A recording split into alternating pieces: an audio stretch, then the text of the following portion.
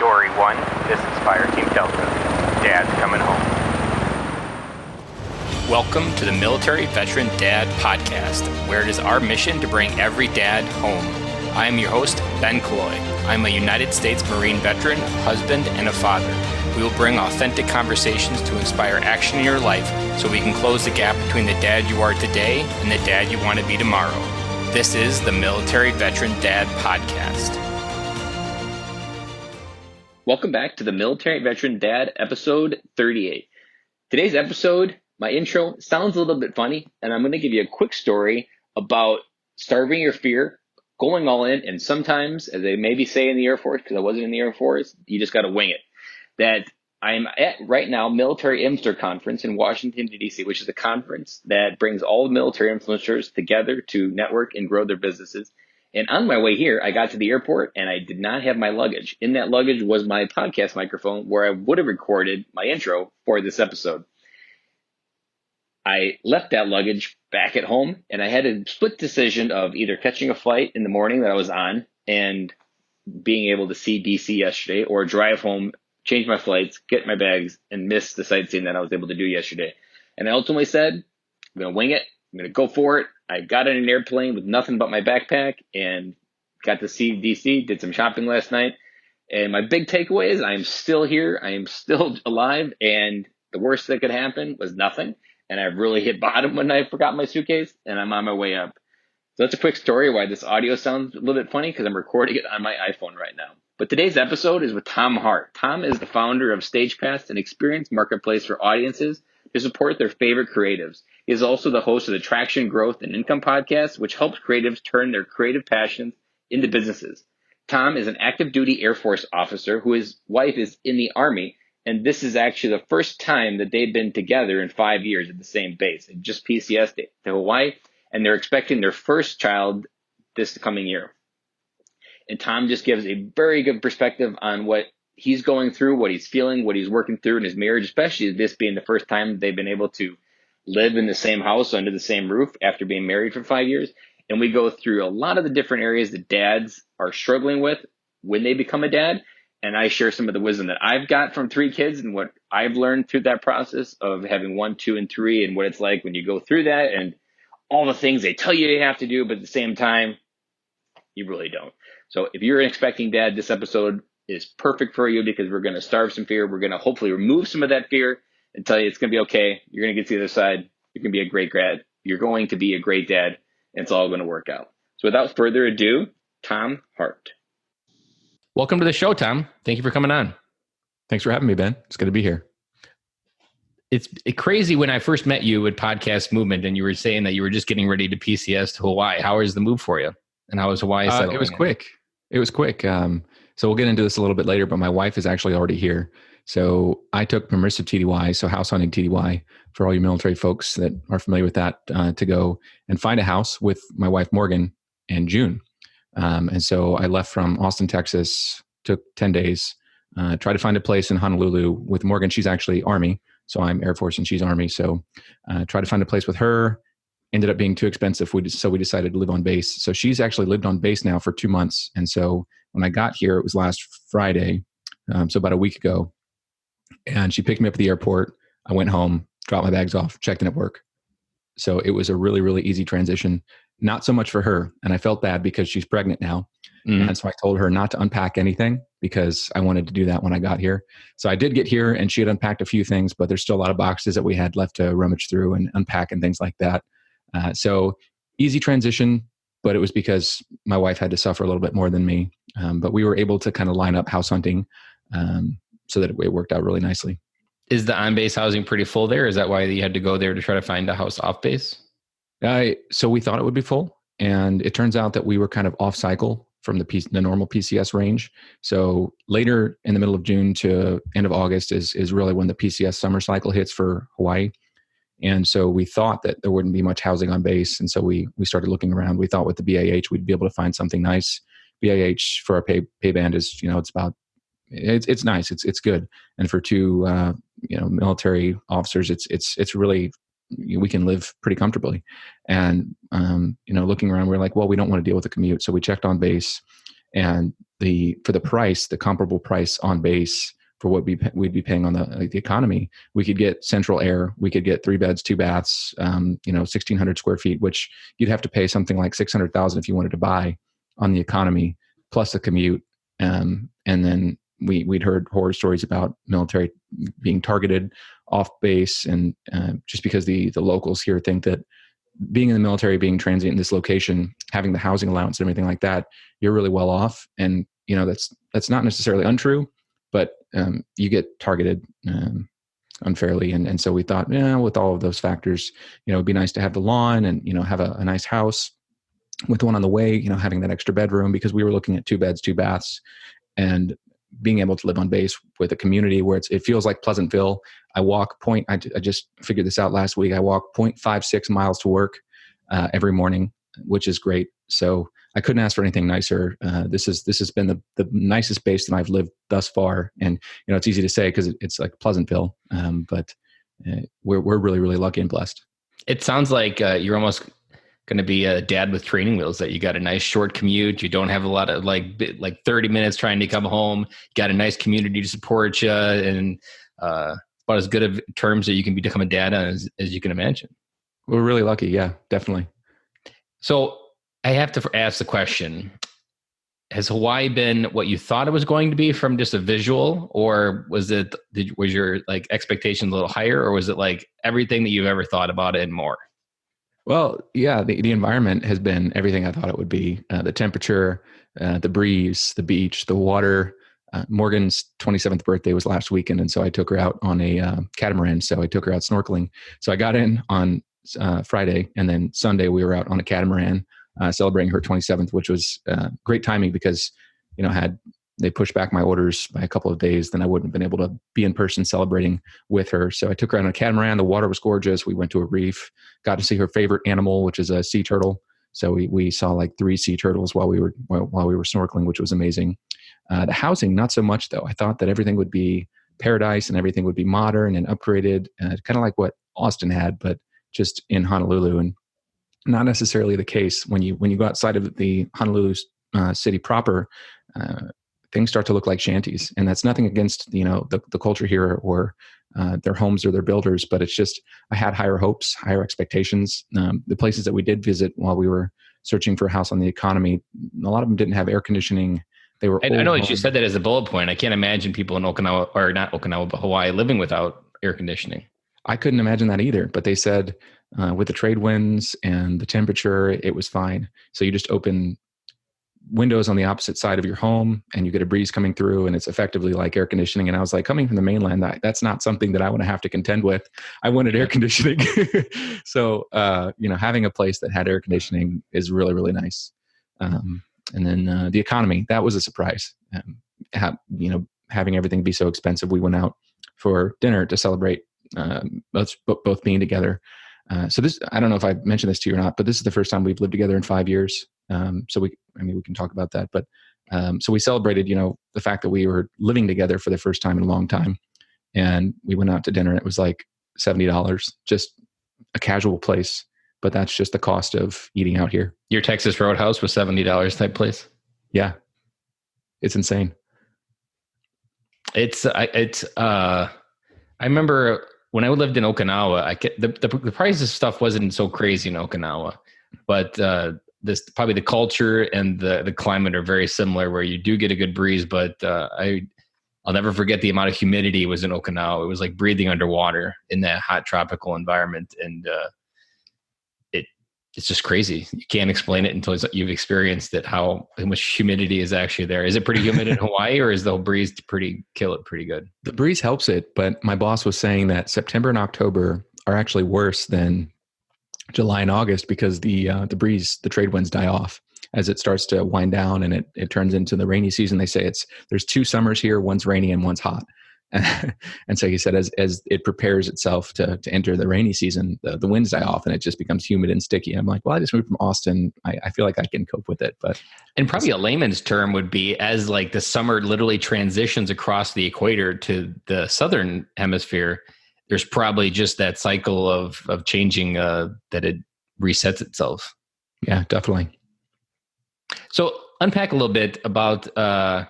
This is the first time that you've lived with your wife. Yeah. So we both went to school together. We did undergrad together. We actually met on an internship. And so we were out in Boston together at the same place. We were at a defense contractor called Lincoln Labs and doing that. And we met each other the summer before our senior year. So she was an electrical engineer and I was studying physics. And we met each other at a safety brief of all places and decided to hang out because we were, just a few of the classmates that we had that were there at that internship.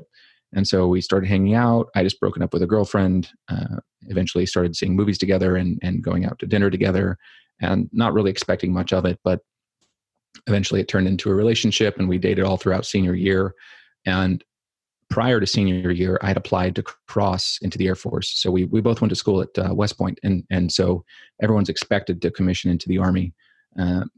Having studied physics there, I kind of wanted to continue research and do that in the Air Force. And so I applied to be a physicist in the Air Force. And senior year, we found out that I was selected to be a part of the Air Force. And so I would cross into the Air Force upon graduation. But up until graduation, I had the option to stay Army or go Air Force.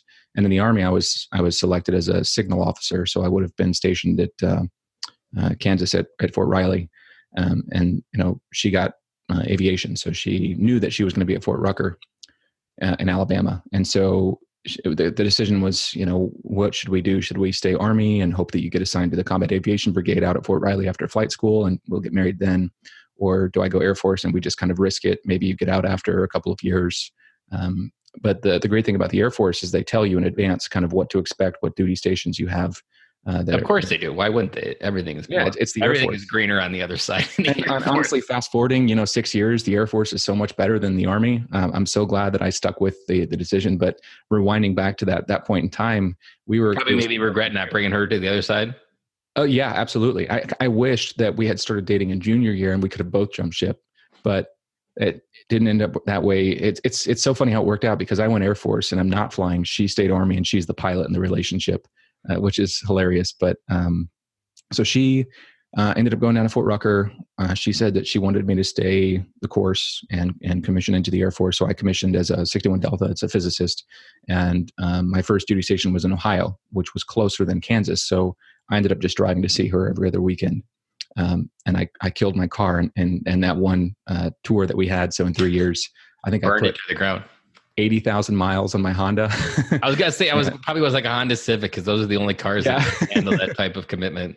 But I listened to like 90 audiobooks while I was doing that. But so I would go see her every other weekend and we would hang out. It was really, really stressful for her because she had to go through Sears school and then, like the undergraduate version of pilot training where she flew UH-67s and then eventually graduated and became a Black Hawk pilot. So she was doing the UH-60 course and then she got stationed in Fort Bragg. And so I was still in Ohio at that time when she got Fort Bragg. And then I got assigned to Texas. We were hoping that she would be reassigned to Fort Hood because we were going to get married once I got reassigned to Austin, Texas.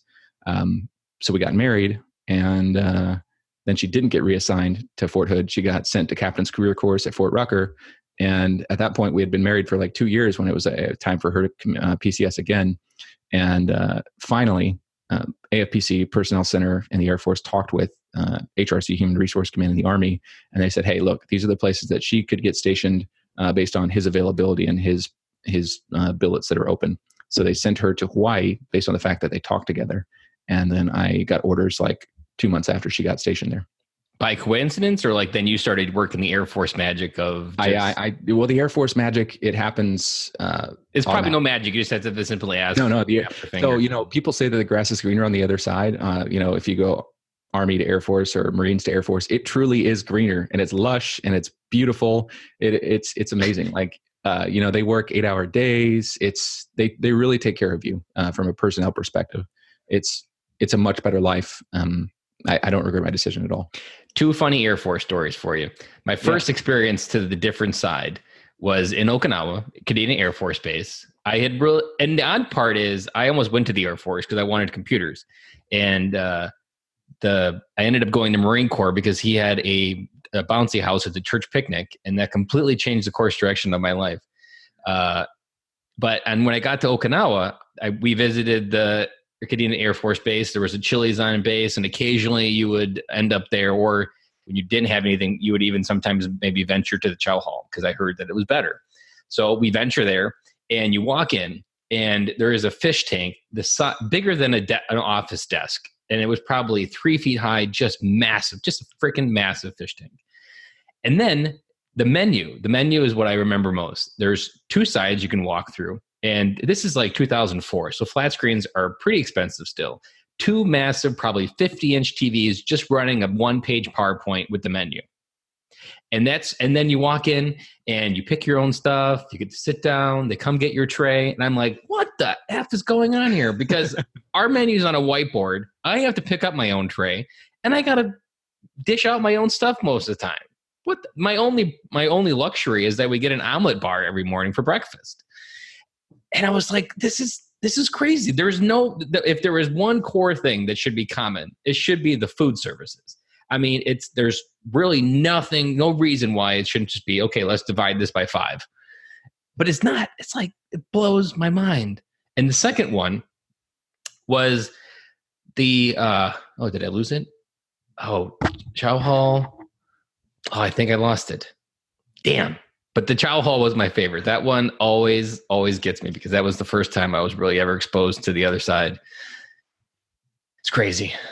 Yeah. And I didn't have any exposure. Well, actually, I did cadet. So when you're a cadet at West Point, you have to go and spend time in the field, and you have to basically shadow either a lieutenant or a captain, and learn what you can while you're there. So you spend a month or 2. Oh, actually, funny story. It ties it back to James, but we're talking about James Van Preen before this. So I had to go do what we call CTLT, Cadet Troop Leadership Training. And so I went down to MacDill Air Force Base in Tampa, Florida, which was where my CTLT was. And so I shadowed an Army captain there, but it was a joint unit. And so it was an on-Air Force Base, and it was with a signal company. And so that's what I was expecting to do in the Army. And so that was my first exposure to the Air Force. And what stood out in my mind was the fact that they had squishy running tracks. That's the first thing. Yeah. So I went on my morning run the first day I got there, and I was like, whoa, what is this? Like protection for your some next level stuff. Yeah, absolutely. It was simple things like that. It's the small things that the Air Force does. And like the TVs that have the menus, so you don't have to write them down on the whiteboard every day. It was a squishy running track. So CTLT, that was in 2012. That's the same place that I met James Van Preen. So he was at Podcast Movement with us. Mm-hmm. And your story came full circle almost. Yeah. Yeah. So I want to, before we get too far into it, unpack a little bit, because you told us you had an interesting story about your 30th birthday. Oh, yeah. Yeah, definitely. So I guess, turning 29, so I was 29 and 30th birthday was coming up. Morgan, my wife, had just gotten orders to Hawaii. So we were really, really excited about that. And my functional team at AFPC had basically already told me that I was a go for my next assignment being Hawaii, because they had already identified a position. I was actually trying to create my own job out in Hawaii just so I could make sure that we would be stationed together. But AFPC came through and they said they had a position for me.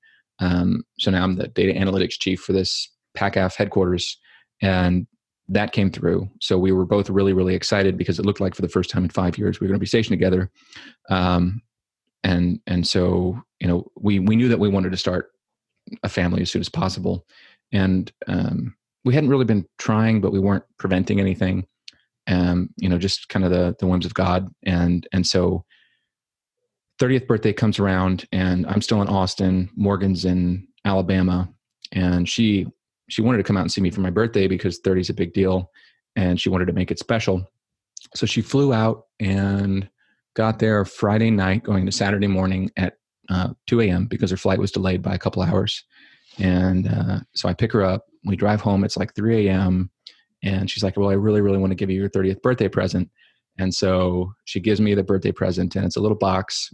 And I'm like, why? We can wait until the morning. She's like, no, we can't wait until the morning. I was like, all right, must be a good present. So I open the gift, and in there, so the first gift that she ever got me when we started dating was a NASA t-shirt, because I was big into space and STEM and research, and it was appropriate. And I had since worn that shirt, to basically non-existence. There were holes in it and everything like that. So crusty armpit stains. Exactly. All that. And so she got me a new NASA shirt. And so I took it out and I was looking at it. I was like, oh, this is great. Come full circle. 6 years later, I have a new NASA shirt. And she says, well, look down. So I look down and there's a baby NASA shirt. And then I pick up the baby NASA shirt, and under the baby NASA shirt, there's an ultrasound. And I found out that she was pregnant that way. So that was my 30th birthday gift. That's pretty good. I was starting to think your story was that her birthday gift was how you got pregnant. No, but that would have been a good story too. Show. Yeah. But How many weeks was she along when that happened? She was 9 at that point. Or was it 9? 7? But she'd been keeping it a secret for 2 weeks. And I should have known because we try to Skype or FaceTime every night. And she kept going to sleep really early. And she's terrible at keeping secrets. So I was like, what is going on? And I kept asking her, I was like, are you okay? Like, do you have like mono or strep or anything like that? I was like, you should see the doctor. You're really tired all the time. And, she's like, no, I'm fine. But she was like, well, I really just didn't want to talk with you. I wanted to go to sleep early, A, because I was pregnant, and B, because I had the secret and I didn't want to tell you. And so she knew for 2 weeks. So I think she was 6 weeks pregnant when she told me. And it was the best present I could have ever asked for. Probably also a scary present because you're like, whoa, what just happened? Oh God. I grew up really quickly when I turned 30. Yeah. Well, I wanted to have kids by the time I was 30. And so I was like, all right, well, this is the year. Maybe we start, seriously trying for kids. Yeah. But yeah, could have asked for anything better. It is a pretty amazing story. And now it's coming full circle where you're living together and you're almost really 5 years later now just starting your family, your life together. Yeah. Yeah. So we got the dog and marriage.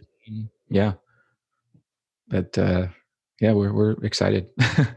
So you're excited, but what scares you? Let's talk about some fears. Yeah. The unknowns for sure. Obviously I've been reading parenting books and trying to figure out what to expect. Horrible advice. It all is, I mean, like they make it seem like a fairy tale and like everything's going to be fine and just, follow these guidances. But, I don't know. It's the unknowns and the time, like, will I have enough time to, give my kids what they deserve and what they need? Taking care of, my wife, making sure I don't sacrifice anything on that end, making sure that the relationship stays a good balance. I don't want to feel like I'm being deprived of anything. I don't want her to feel like she's deprived of anything. So it's all these worries about what, it's just the unknowns. I think from a support perspective and infrastructure perspective, we've got great support here from the military. I like the way you described that. You're very systematic in that we got very good infrastructure and we've got very good support. And yeah, absolutely. I mean, like medically, we're solid. We Triple Army Medical Hospital here. It's great. We went in for our anatomy ultrasound just last week, and so we found out what the gender of our baby is. So we're having a girl. Congratulations! Thank you so much. And so we did the anatomy ultrasound there, and I'm just impressed by all the technology that they have at their disposal. I mean, obviously, Tripler is one of the larger medical installations on the island, and so they need to be well equipped. But I was pleasantly surprised by all of that. So. To that end, like we have a lot of support. Now it's just the unknowns. How is she doing?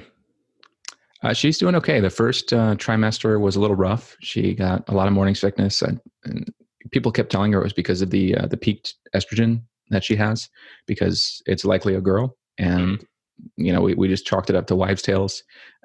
So she had a lot of morning sickness, and wasn't really feeling pregnancy. Just didn't like it. And then we found out it was a girl. So, I mean, I guess the wives' tales are true. If you get a lot of morning sickness, it might be a girl.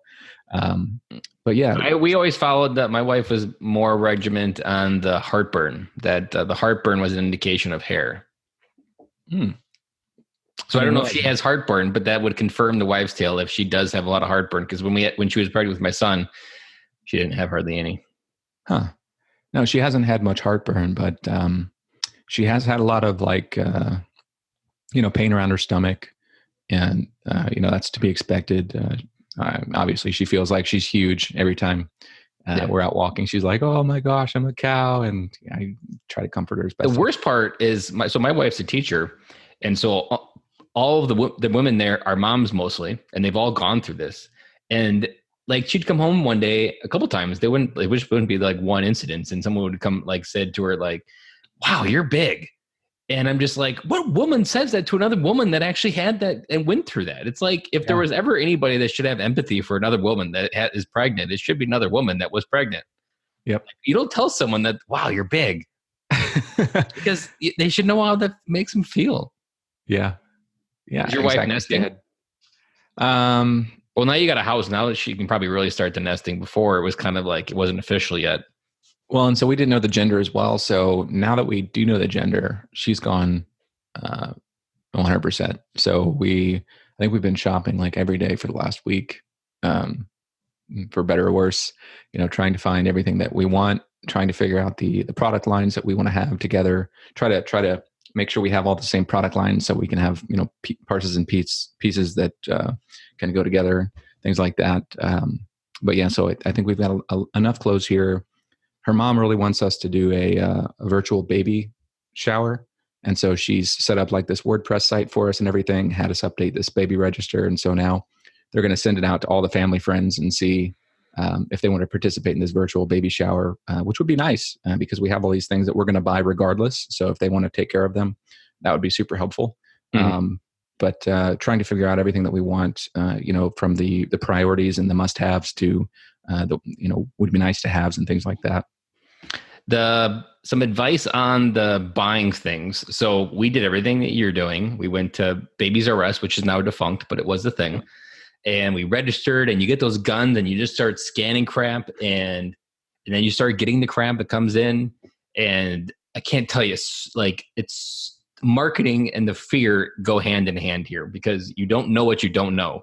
And you think the people selling your product know something that you don't. So therefore you trust that brand that they can deliver some value that you don't yet know you need. You don't need any of it. Less is always more. By the third one, I can't tell you how much little we had to keep that baby alive. It was basically the food. It was basically the formula, a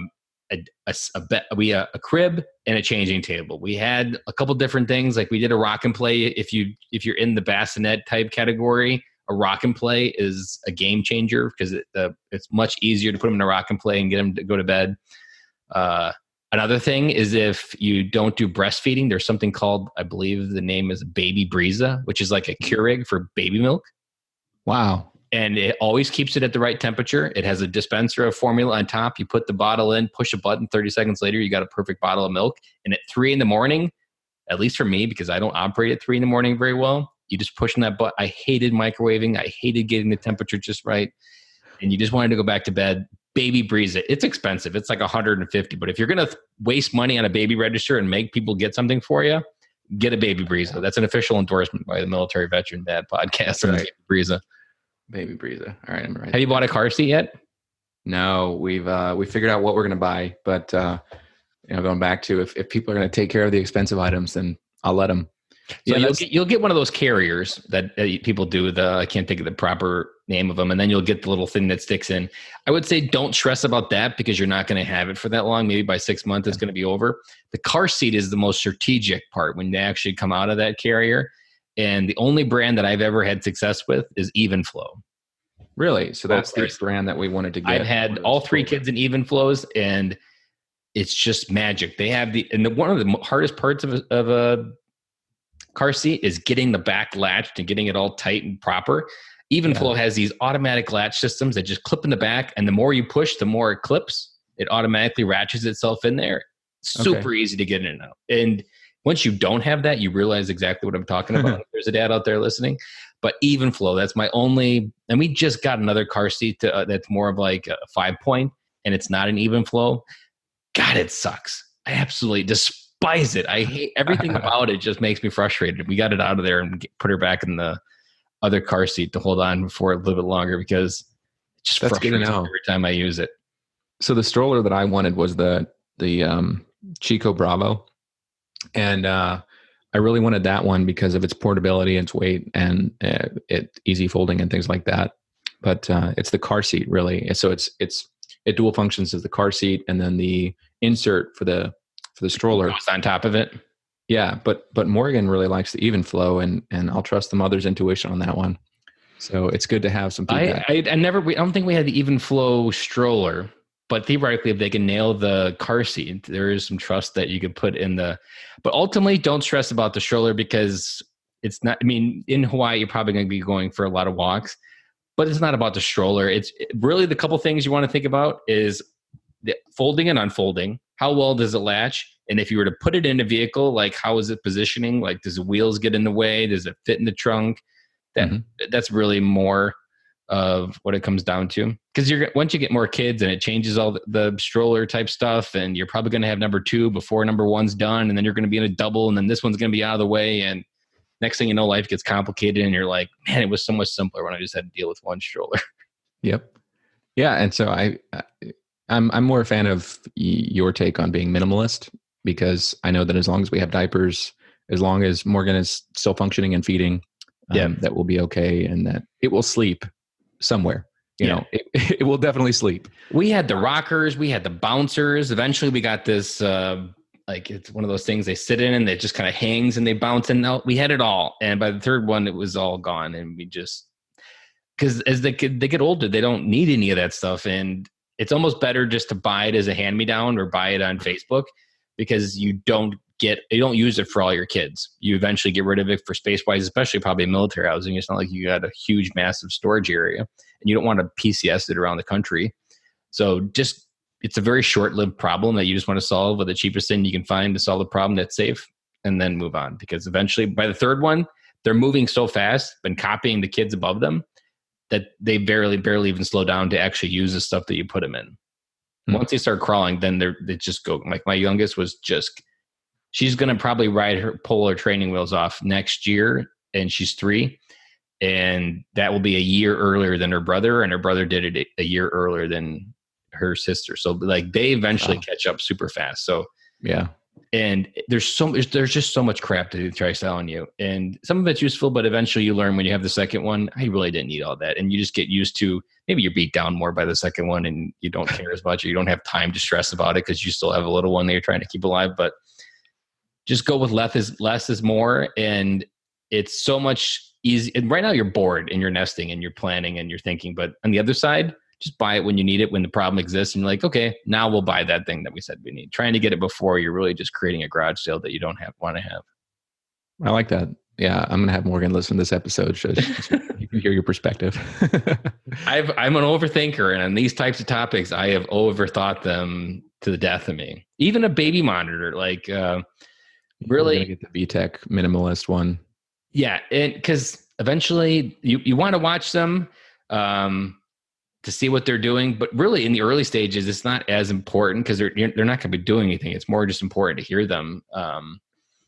But when we spend a lot of money on those things and they don't always stay working, and you really just want to solve it with the minimal amount of features and just get through the problem, because you really just need to see that they're moving, hear them, and that's it. Yeah, I like another good hack for you. Do you have an Alexa? No. Well, we had one, and we had a speaker, so you could pair a speaker to an Alexa, and we would have Alexa play lullaby music and put the speaker in the bedroom. That's pretty nifty.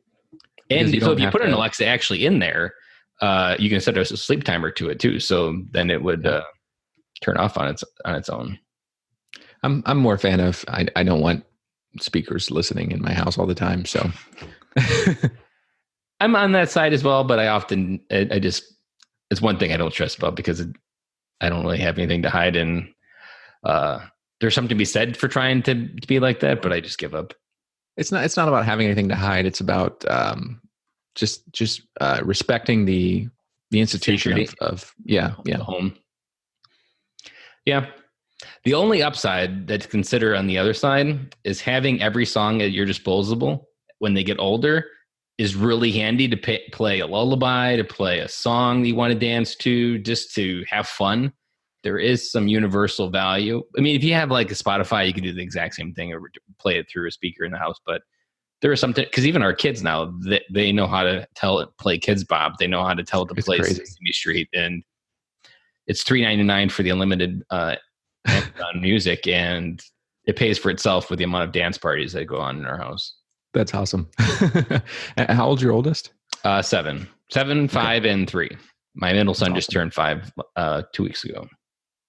Hey, happy birthday to him.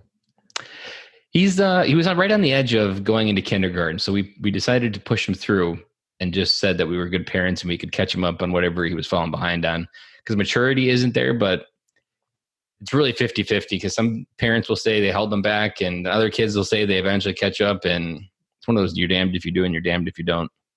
Yeah. So I'm just hoping that we can figure it out and trust our parenting, and that it'll be where he needs to be. And probably the one downside is he really isn't interested in what school is interested about. Like, he doesn't like coloring. He doesn't like knowing his colors, numbers, and ABCs, but he loves building. If it's building anything, he'll do it or helping. He loves helping. But that's not what they measure. Podcaster, entrepreneur. Yeah, or just like a construction guy. And like right now he wants to be a train conductor, but he really loves building, but that's not how they measure kids. So it'll be a internal battle a little bit for him, but I'm confident we'll get him through. So as long as we're good parents and paying attention and doing what we're supposed to. I think I'm just fine with you as his parents. So that's what I'm saying. Like, my wife's a teacher. I'm a good dad. I was like, if there's ever an insurance policy you can buy not to mess up your kid by not holding him back, I feel like I'm buying about as good as you can get. Yeah. Without any certainty that it's going to happen or not. Yeah. Knowing one way or another. So now that you know that it's a girl, what do you know about names? Or are you not revealing the names yet? So we were revealing names up until like 2 weeks ago. And then it just got to the point where everyone wanted to provide their 2 cents. And we really didn't want to have that. Yeah. We didn't want to have that outside influence. Like, if it's a good name for us, the outside influence is real. Yeah, it is. And we're just like, we've gotten to a point now where we kind of stopped telling our family, and they keep asking, oh, what do you like of this name? I really like this name. And I'm like, I don't want you to influence. Never tell them. Yeah. And so we like H names. We like R names. One name that we're not going to go with is Reagan. My wife liked that name. We were thinking of Avery, but I guess Avery's become too popular, so Morgan doesn't like it anymore. But yeah, so I was really open and wanting to share with everyone. And then, the feedback that we got, I was like, wow, this is not what I expected. And everyone got really personal about it. And I'll tell you a story of why you should keep it to yourself. So we had a list, just like you. We worked through it. And I want to say maybe 3 weeks prior to her being born, my first child, we had picked it. It was going to be Zoe. And we were like, oh, finally. It was such a relief, because it's stressful. Mm-hmm. And so then we told people. And my sister felt so impelled to tell us that she disagreed with our name, that she's like, she's going to be in an interview one day and no one's going to take her serious because her name is Zoe. And so she essentially ruined it for us. So then we were right back to the drawing board. Oh, no. Other two names we had were Brooklyn and Sophia. Going into labor, we had Brooklyn and Sophia. Those were the names we still didn't know. But I didn't realize this, but I had other forces against me that I hadn't been managing. So we had a C-section for the first one because she was induced, but then she got stuck. So we had to go to a C-section at like 10 o'clock at night. And so I'm in the C, because if you get an epidural, this is maybe something you don't know, but if you get an epidural, you can be in the room with a C-section. But if your wife doesn't get an epidural and you need a C-section, she has to be sedated. Wow. Section. So something to know about the epidural part. So she pulls the baby out, the doctor, and she says, oh, she looks like a Sophia. And I was like, damn. In that moment, she was named Sophia. I lost. Wow. Well, that's cool. So now you have a little Sophia. Yeah, I got to pick the middle name. I picked Grace, which was my grandmother's middle name. But okay. I don't mind Sophia. And I even looking back now, I probably like it more than Brooklyn. But at the time, like, she pulled it out and, oh, it looks like a Sophia. And I was like, and then my wife just bought into it. And yeah, she was the tiebreaker almost, the doctor, when she pulled it out. So even if you can still go in and get messed up with something. Yeah. Well, so the big thing that we're thinking about is how they're going to perceive their name, because your name can really kind of have an influence on your personality and how you perceive yourself in terms of ability to accomplish things, in terms of where you stand relative to your cohorts and things like that. And so having something that's neutral, but gives you the confidence to accomplish things in your life, and that doesn't sway you one way or another, whether it has anything to do with, you know, sexuality, or if it's, masculinity or femininity. We want the name to stand for itself. And so to that end, my philosophy is that they only have one distinctive name. The middle name is going to be my wife's maiden name for all of our kids, which is kind of unique. And so her maiden name is White.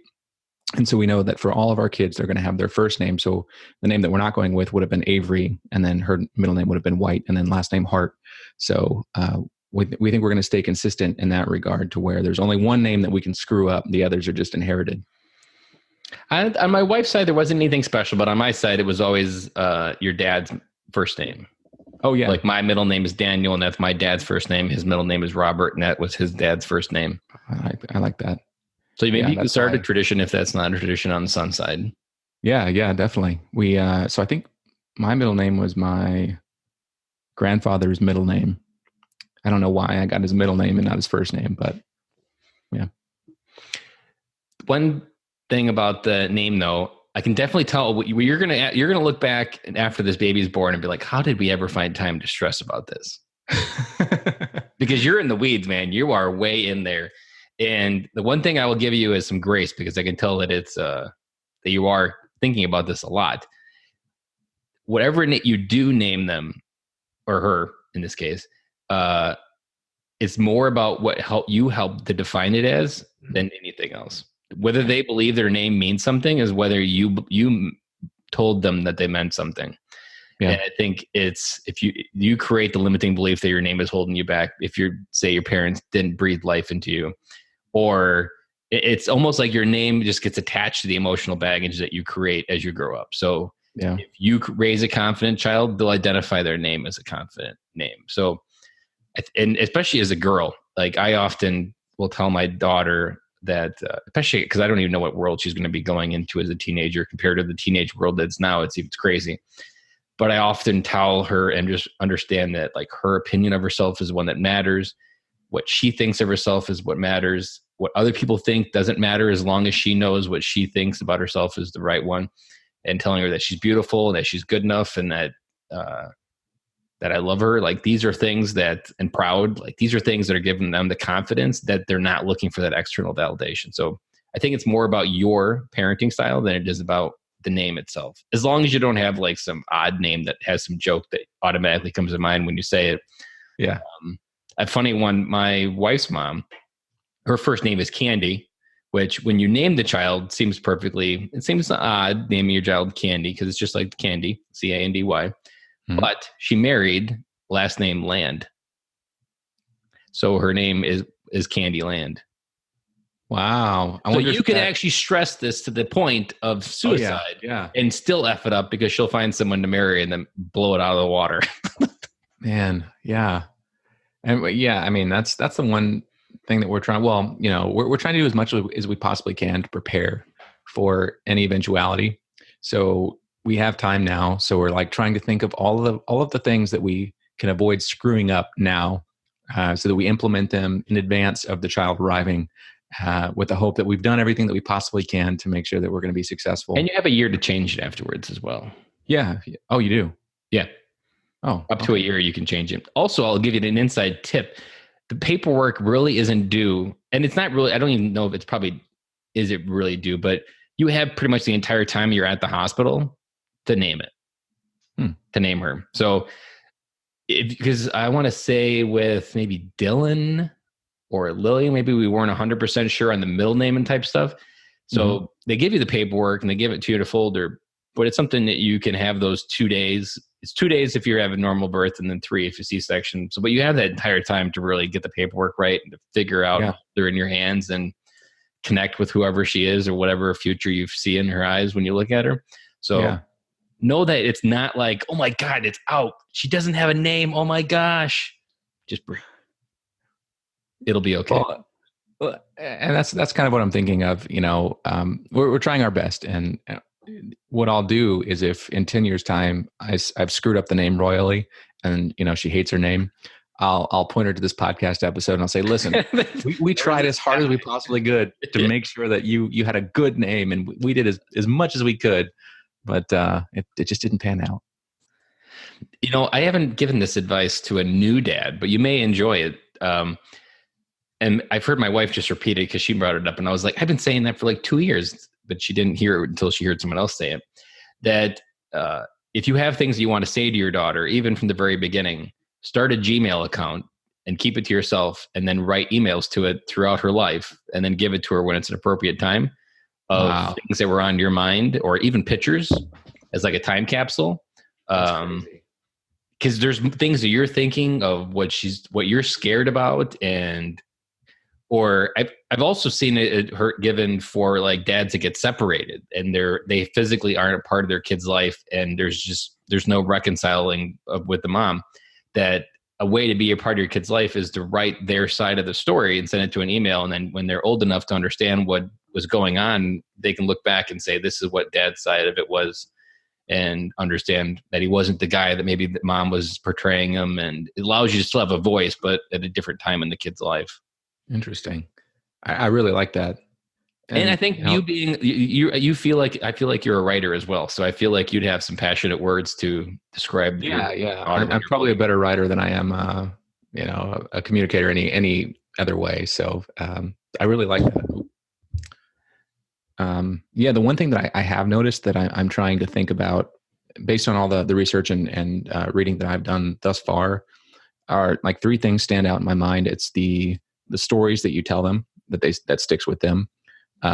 The questions that you ask them that kind of determine their outlook, and the external feedback that they get from you, whether or not you're an optimist, a pessimist, and then the questions that you ask, the way that they frame the questions in their life. A good example of one is like, what questions did you ask today at school? And then the reinforcement thing could be, if they did well on a paper, for example, and they got an A, you could tell them either, oh, you're very smart, or, oh, you worked really hard on that. And that helps them to frame certain perspectives in life, and it gives them a mental toolkit to fall back on. So if they have self-talk that tells them that they're just a smart person, the first time that they experience failure, they'll tell themselves that they're not smart, and that they're getting dumber. But if you reinforce the fact that when they get an A, it's because they worked hard, then when they get a D, it's just because they didn't put enough work in, and it reinforces strong work ethic. And so I've been doing a lot of research on psychology and then parenting to try and prepare myself for what I need to say to our daughter when she's born. What you hit on there is the growth mindset versus the fixed mindset. And I heard a story in a podcast where a dad was actually, he got a little bit schooled in this because he was talking to a Navy SEAL that really knew this stuff. And he told a story about his son wrestling. And his son was at a weight limit that he was just crushing it, winning. And then he leveled up and just lost over and over, and he wanted to quit right away. And the guy he was interviewing quickly pushed back and said, that's because you rewarded the result that he was getting every time and not the effort that he put in, because he put in little effort to get that. And then when we focus on the result, that it was gone. So you really needed to almost always reinforce the effort, and the result was irrelevant. That as long as they equate to what they put into it, that's what they need to connect in, to understand that if they're unhappy with something in their life, that means they have the ability to grow through it and just put more effort towards it. Yeah. And it's about the routine rather than the outcome. And if they're not enjoying the process of practice in whatever sport they're doing, if they're not enjoying the process of homework, then maybe they need to change how they're doing it or change what classes they're taking, because process is everything in life. And if you're not enjoying the process, then you're not going to enjoy the outcome. Mm-hmm. And so, I heard a crazy statistic, even like valedictorians and anybody that makes it to the top of those classes, the statistic of how many of those actually do something remarkable is very low. Yeah. Because their entire life was focused on the result and not what they were trying to do to get there.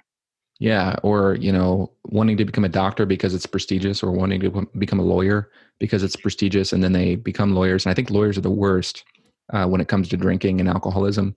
They drink their livers to death because that was something that they saw as, a good position to be in life. And then they get there and they've achieved the prize, but they didn't enjoy the process while they were doing it. And so they drank themselves to death, and then they quit. Clark, is it Richard Clark? He's the Unemployable podcast host. He was a lawyer, hated every second of it, and then eventually became an entrepreneur and a podcast host. And so he's a good example. And I don't know if it's just lawyers, but you have to enjoy the process. Otherwise, you get to the conclusion or the outcome, and you don't like where you're at. Yeah, and I think there's something to be said even in the military life, that a lot of military life, maybe not on the grass green or on the other side Air Force, but a lot of dads say they're doing something noble, and that's something that they're trying to achieve, and that sacrifice is worth the sacrifice from their family. Mm-hmm. But that's really like a credit card that you keep borrowing from, and eventually they call calling, and either it ends in divorce, or maybe your kids grow up not knowing you or resenting you, or you're not even part of their life. And you really have to have it the other way around, that your family is always number one. And Navy SEAL Andy Stump described this best. This is you can kind of short the entire process of being a dad. That as a Navy SEAL, he was effectively trained to be a super killer in the most highest fashion of any military branch. And everybody knows what a Navy SEAL is trained to do. And he said, but the effectiveness of every skill that I know is the limit of how far my bullet can travel. That no matter how far or how better I make myself as a Navy SEAL, I still have that limitation. As a dad, we have literally decades and generations into the future as our effectiveness, depending on how we show up for our kids. Yeah. And that's powerful, because that's what military dads are gifted. When we join the military, we have a very well-rounded view of the world, and we can gift that to our kids to go out there and just knock it down and change the world for a better place. But we really have to recognize what those tools the military gave us and understand how we can deliver them to our kids so that they can go out into the world and do great things as well. Yeah, you're exactly right. And actually, one of the reasons as to why I wanted to go Air Force over Army is, so I was enlisted Army for 2 years before I got a commander's recommendation to go to West Point. And I really, really didn't like working 12 to 15-hour days, just because you're up at 5, go to PT at 6, and you don't get off until 6 or 7, depending on what your duty is for that day. I didn't think that was a good way to raise a family. And when I had the opportunity to pursue commissioning into the Air Force, I knew that based on my cousin's feedback and my time at CTLT, that an average day in the Air Force, even at a high operational tempo unit, was no later than 5 or 6 at night. And they really do respect family time.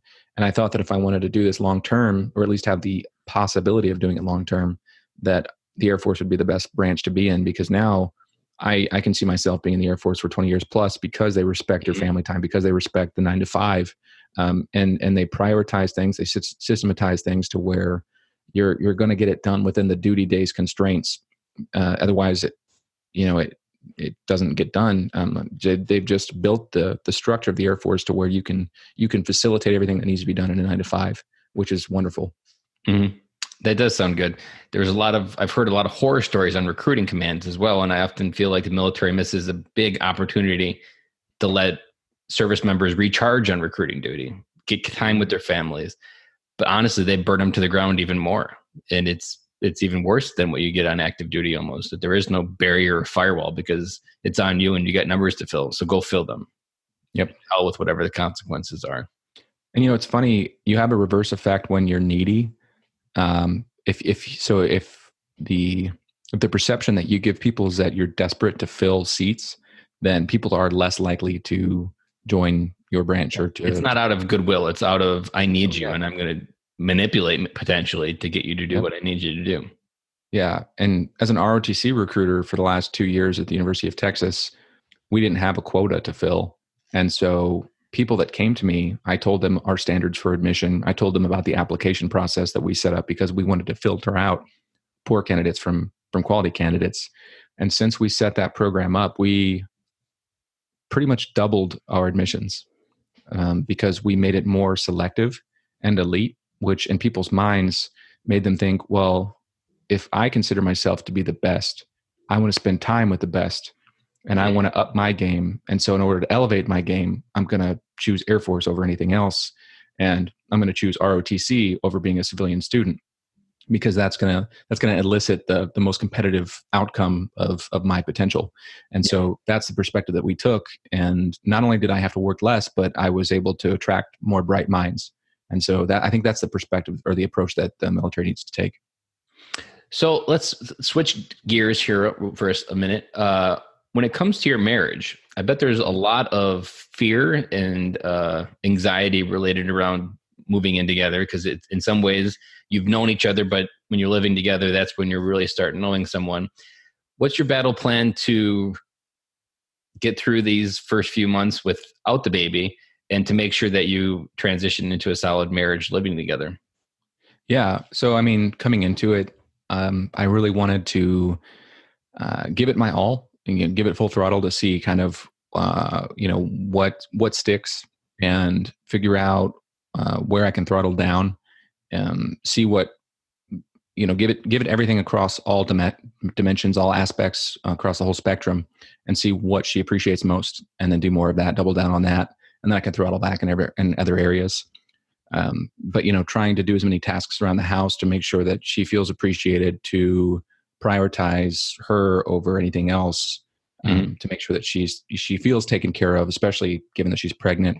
I try to do everything from cooking to cleaning, and then it'll work itself out too. We've already kind of found a balance, which I think is important in every marriage. You just kind of figure out what each person is inclined to do based on what naturally occurs, and figuring out what she likes to do more than other things. And so still just figuring it all out, really, because we have, I guess the last time that we lived together was really in college, and we spent every hour. You both have grown up a lot since then too.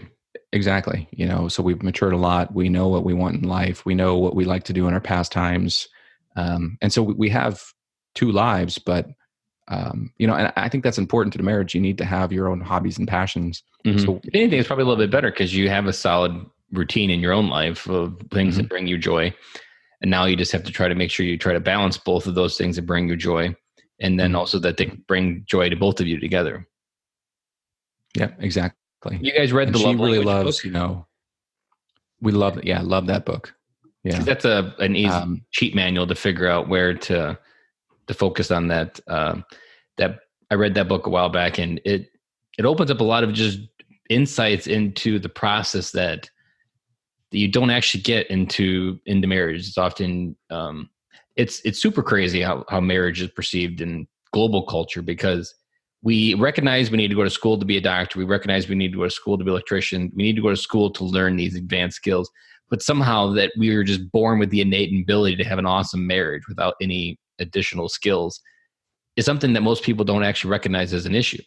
That and then wonder why the results of divorce rates, and it's like you just don't wake up and poof, it's going to happen perfectly. It's something that you have to learn and grow to, and there are processes that work better than not. And if you try doing it through failure, it's like trying to be a doctor. You're going to kill 100 people, but you might actually figure out how to be a liver surgeon. But there's going to be a lot of dead bodies laying around in the process. And yeah, maybe not the best analogy, but it's a similar analogy where you're trying to figure it out. And the one thing that I think it's often culture can get it backwards is that when you have kids, and this can be the biggest thing that gets stuck in, is that you focus all your attention on the kids because that's just, you feel like that's where the attention needs to go. But re-anchoring, especially in the military, because in the military, the priorities are always changing, and always reaffirming that your wife is number one and your kids are number two, and making sure your kids even know that they're number two is important. We had Phil O'Black on the podcast last spring, and he gave us a big idea of kissing your wife first before you hug your kids, and making sure that, not making sure, but letting them see that, because then that says that I'm happy to see you, but I'm more happy to see my wife, who's going to be there after you leave me. Oh yeah. Your kids are guaranteed to betray you, and your wife is something there forever. And you need to live your life every day with that philosophy, not something that, okay, the kids are gone, let's figure out how to be married again, because most likely you're not. And that's usually when they get divorced, is when I don't really know you anymore. I feel like we're strangers. Yeah. Yeah. So we actually read that book. We struggled a lot, long distance, when She was at Fort Rucker near the end of flight school. We were just struggling to keep up with a long distance relationship. And I think everyone goes through that. This was after 2 years and we were already engaged at that point. But it was really hard. So we read that book and, figured out our love languages. And so she's more of a, an action, and presence, type, appreciation, person. And I'm more of like a words and language. But yeah, so that really helped. And then to the end of prioritizing, your wife, we actually, I don't know if this will work out, but our plan before we have kids is that we want to go on a week-long trip by ourselves each year. So every year since we've been together, we've traveled 2 times each year. And so we've gone to places like Peru or Iceland or Amsterdam or Italy. So we've done all these trips and we go twice a year. So we're going to go 1 trip with a family and 1 trip by ourselves from now on once we have our little girl.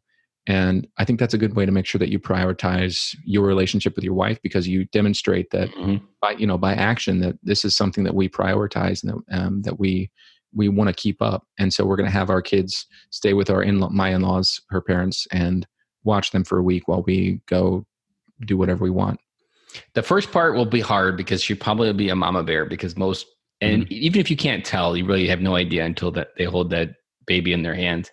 But I like what you're saying because for dads listening out there, choosing to invest in those areas are super important. And there's one part, you're at a later season, but often if you start having kids early, you don't really realize that the debt you're almost instantly taking on, that you're putting your life on hold for 20 years. That there are hundreds and hundreds of things that you won't do because you have kids now. And you're going to be that same case, even though you're having kids when you're 30, that reinforcing and connecting to those ideas and finding ways to still continue to feel like you're living your life and that you're not automatically just taking care of your kids. Because I think this is what leads to midlife crises is because there's so much time where we're just invested and we're not actually living. We're just living the life to keep them alive or to pay the bills so that they can do all the crazy things that they want. But inside, we're really just dying slowly. And when you reach 40, you're like, oh my God, my life's half over. I haven't lived because we had kids when we were 21. And I was in a big damn hurry when I got out in 2007 to have kids and get married and catch up. But the one thing wisdom I've learned since then is that, and it came from the Czech Republic where I work for my company, is that they spend all of their 20s learning to love the person, which is kind of what you did. Find someone, love that person, and just learn to live life with them and do life. And then in their 30s, they settle down and have kids. And that's a lesson I want to pass on to my kids, that I want them to fully have felt like they lived a little, even if it's something that doesn't even make sense. And by natural course, it's not the normal way. If they're figuring out who they want to be or who they are, it's all good, because that's really what those 20s are meant. In the US, I feel like we get it so backwards. It's all about consumerism. It's all about these patterns. It's all about doing what the Joneses are doing next door or what your Facebook friends are doing. And that's what I had. I had all of my friends were having kids. They were getting married and I was sitting in Oakland. I was still single. And I'm like, I just felt stuck. But in reality, I was figuring out who I was, and I just didn't keep on doing it a little bit when I got home. So I like what you're saying there, because it's definitely going to lead dividends that get you to where you need to be when the kids leave, and you'll already have this habit of exploring life, and eventually you'll be able to take the kids on these trips. And I'm a big believer that you have to get your kids outside of their life in order to figure out how they fit into their life. And they need to see different ways in the world and what people do with their life in the world, because that's how they figure out whether they're a square peg or a round peg or a diamond peg. And school ain't going to do that for them. It's got to teach them, but it's not going to teach them who they are. Yeah. And we're also trying to demonstrate to them or be a role model to them from the perspective of continuing our education and making sure that we still continue to live our life and be our own people. So what Morgan plans on doing is, after we have our first couple of kids, she wants to go back to school. And even though she's a pilot right now, she's passionate about baking. And so she wants to go to Cordon Bleu in Paris and get her master's in patisserie.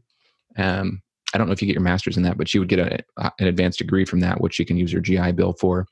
And even though we're having our daughter in December, I'm still enrolled to start another master's program in the spring of next year. So it's continuing to educate yourself, continuing to be a good role model for your children, to show them that even though life is a struggle, you can still find time to be successful. And that's the plan. I don't know if it's going to happen because, we have a plan until we make contact, but we'll see if it works. But that's our hope, is that we can be a good role model and that we can be successful outside of, the day job or things like that. And that we can show them, we can be the proof that you can be as successful as you want to be. I like that. And the one thing that what you're saying there is focusing on still having a plan. But if there's one thing that I've learned throughout the time of all the plans I've had, having the 3 kids, is that when you try to figure out what's right and wrong, always balance it with time is the most important aspect, because that's how they spell love, Time. And every time you choose something that's not them, there is a choice and a deficit created in their life. And you always got to make sure that you're investing that time, because those first years go by so fast. And every time you've heard an adult say like, oh, make sure you pay attention because those first years go by so fast, that's really just code that they weren't there. Mm-hmm. So always try to reflect on that time, because, and here's some wisdom that I'm proud of myself if I work through it. But in June, I was a stay-at-home dad for 10 days. My wife went to China for a teaching, kind of like interchange teaching. And I was a single dad for 3 days, and I took vacation day and I was all in. And I am so thankful I did that, because I'm positive when I'm 50, it's only 2 months and I still look back at it as a happy 10 days, that it was the craziest 10 days. But that 10 days will be something when I'm 50, I will reflect back as the strongest memory of these years. And making those memories, because when you're at 50, you're not going to wish you did that master's. That's always what you have to think about is, what am I going to wish looking back when I'm 50 that I did more of now? Because literally these years that you're entering into never come back. There is no comeback. There is no, I can do it later. Mm-hmm. And I was gifted this advice last fall by Nick Maytash. We had in the podcast as bonus episode number 2 in July, that he talked about seasons. And so many times you're a little bit like me. There's always ideas. There's always things I could be doing. And there's never a lack of ideas. It's just lack of time to do them and which one you want to do. And really, by giving this idea of seasons, that there are seasons of life, and there's seasons of life where different things fit in easier. And so I love traveling. I love airplanes. I love experiencing new cultures. And I love traveling for work. But at the same time, that's time away from my kids. And I'm like, there's no reason why that's not a later season in my life. Even public speaking, I want to be a public speaker, but that would take me away from my kids now. So by framing things in seasons, you allow yourself to really focus and be dad now and say, okay, these are goals I have, but these are just different seasons of my life where I'm going to achieve them. And that took so much burden off me to try to have all my goals accomplished right away, because you are going to write checks that you're going to wish you could have back when you're 50. Yeah. When you have those ambitious goals. Well, it's unique. This is my plan, at least. And I do agree with the sentiment that you expressed with the master's degree, is that you can always do it later. But I'm having to, so in the military and the Air Force in particular, they let you kind of work on your master's on the job. And so if I'm going to be out of that, if I'm going to be out of the house and I'm going to be at work away from my family, then why not do a master's? In that case, yeah, because the time's already gone. It's just being banked in a different category, and you get a bigger ROI on it. Exactly. And so if I'm being paid for it and my boss lets me work on grad school while I'm there because it aligns with my mission, then I will. So that's the only twist there. Mm-hmm. But I agree with everything else. And I don't know if it'll ever happen, but my goal in life is to become self-sufficient to where I can spend as much time as possible with my family. And even in the Air Force, I'm trying to make it to where I can spend more time with family. I worked with an organization called AFWorks before I PCS'd here, and I still work with them. And I run 2 programs for them, one of which is a remote work program for active duty Air Force. And so if we can get that up and running off the ground, it's in prototype phase right now. We're doing it with ROTC cadets and AFWorks employees, but remote work as a military personnel member would be amazing for time with family, because I don't think that we're that much productive at work, with your butt in the chair. I think that there can be a lot accomplished at home. and that you don't have, especially for the office jobs that are just like, oh yeah, they aren't really military jobs. You just wear a uniform and you punch keyboards just like a civilian would. Exactly. And you can do that at home unless it's classified, but you can just batch that work. Yeah. And there's kind of two sides of that. There's one, I feel like there's one military dad where they hide at work because they're afraid to come home. But then there's other ones where, like us, where you want to be there and trying to create an organized life to make that happen as well. Yeah. We'll see what happens. I mean, these are all possibilities. It's just a matter of trying to get one to come to fruition. Yep. And you're always thinking, so that's really where your brain needs to be. And you're always looking back in those questions of what you could do better and analyzing it in a military mind. Yeah, I mean that's the benefit of being a military veteran dad, is that you have the training, you know how to evaluate commitment and time obligations for certain things that you commit to, and so approaching things from a systems perspective before you even commit or obligate yourself is really, really helpful, because not everyone has that training. Mm-hmm. Not everyone knows how to create a regiment in their life to where they can prioritize family.